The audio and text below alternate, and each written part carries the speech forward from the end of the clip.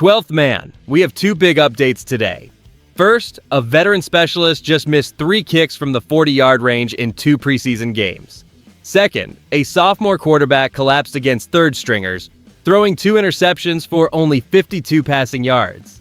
I will name both players shortly. Please stay until the end. Like and subscribe for our first 1,000 subscribers. Comment your city to show our massive reach. Jason Myers has missed 3 field goals during our first 2 preseason games, and my stomach is definitely turning. It is a strange sight to see a reliable veteran shank attempts from 45, 48, and 44 yards out when he has been a pillar of our special teams unit for nearly a decade. I know these are just exhibition snaps, but watching the ball sail wide 3 times in a row makes me wonder if something is physically off. Is this just a temporary slump? Or are we witnessing the beginning of a genuine decline? I am excited to see him rebound, but I also want to pump the brakes a little until we see him split the uprights under pressure again. What makes this even bigger is that he is entering the final year of his contract with no extension talks on the horizon. His salary is mostly non-guaranteed base money, which gives the front office the leverage to cut ties if this performance continues. Though I know that would be a last resort given his history. Options like Graham Gano, Brandon McManus, or Matt Prater exist, but none of those veterans feel like a guaranteed upgrade over a kicker who had a strong season for us in 2025. I am hoping he cleans up his mechanics before the regular season kicks off because we cannot afford to leave points on the field when the games actually matter. Will the front office be forced to bring in competition if he misses another one next week? Or do we trust him to fix this himself? I really do not want to see us scouring the waiver wire for a replacement, but that is exactly the kind of tension building behind the scenes as we evaluate our roster bubble depth. Why would an organization knowingly risk their special team stability over a single rough preseason stretch? Seeing 3 misses at those specific distances creates real anxiety because we are talking about a guy who has been the reliable leg of this franchise for nearly a decade. Think about it this way. His track record during the successful 2025 campaign is the only thing keeping the conversation from turning into a total panic for the front office. I know the reality of the situation involves a non-guaranteed base salary, which creates an easy path to move on if the misses continue. But the available alternatives are frankly underwhelming. Should we really expect a 39-year-old like Graham Gano, who has struggled to stay on the field, or an inconsistent veteran like Brandon McManus to step in and offer immediate improvement over our own kicker? Even a name like Matt Prater, who carries pedigree but has been inactive, does not exactly scream a long-term solution for us. The front office knows this better than anyone, which is why the current plan is to stay the course unless an injury emerges as the hidden culprit for these misses. Does this lack of a clear backup option mean we are stuck with this volatility for the start of the year? My read on the situation is that the coaching staff will prioritize his history and chemistry with the long snapper and holder over a quick reactionary change. This feels like a moment where the team is betting on veteran poise to correct mechanical flaws before the games count for real. They are clearly looking for any sign of a rhythm return, hoping the preseason jitters are just that. I believe the path forward is patience, but the margin for error has vanished entirely with the regular season looming just around the corner.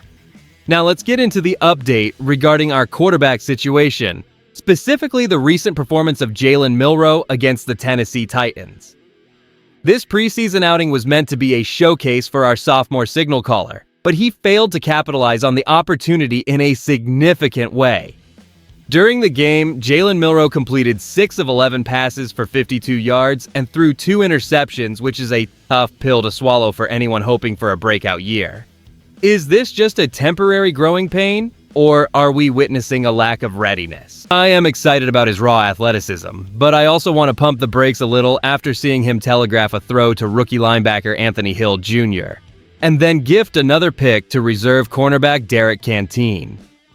The bottom line here is that those 2 turnovers against a third-string defensive unit simply cannot happen if he expects to climb the depth chart. We know he is adjusting to a brand new offensive coordinator, which explains some of the hesitation, but his failure to use his legs effectively, rushing only once for 16 yards, really stands out as a missed chance to show off his unique mobility. As a third-round selection, he was always designated as a long-term developmental project for this front office. Yet the lack of visible progress is becoming impossible to ignore as the regular season draws near. With Sam Darnold locking down the starter job and Drew Lock firmly established as the reliable backup, Milroe risks becoming a wasted draft pick if he does not show drastic improvement during his next snap counts. Does this reality force our coaches to rethink his development plan entirely? I believe his future depends on fixing these errors immediately to avoid a downward spiral. Investing in raw athleticism at the quarterback position sounds like a winning strategy until the game film actually starts rolling. Developing a third-round talent like Jalen Milroe was never meant to be a swift process. Yet seeing him complete just 6 passes against a third-string secondary leaves me wondering if the coaching staff pushed him into live action too soon. And I cannot stress this enough, the mental errors shown during his outing against the Titans are what keep me up at night. While his speed could theoretically force defenses to adjust their entire coverage, that potential means nothing if he cannot process basic zone alignments. I am genuinely excited about his ceiling, but I also want to pump the brakes a little before we start calling him a long-term solution under center. Is it possible that he is simply overwhelmed by the complexity of a new offensive coordinator? That remains a fair point for his supporters, but the reality is that the Seahawks cannot wait forever while he learns the basics of the position. We have Sam Darnold holding down the starting role and Drew Lock proving he is a reliable veteran presence behind him, which leaves Milroe in a precarious spot.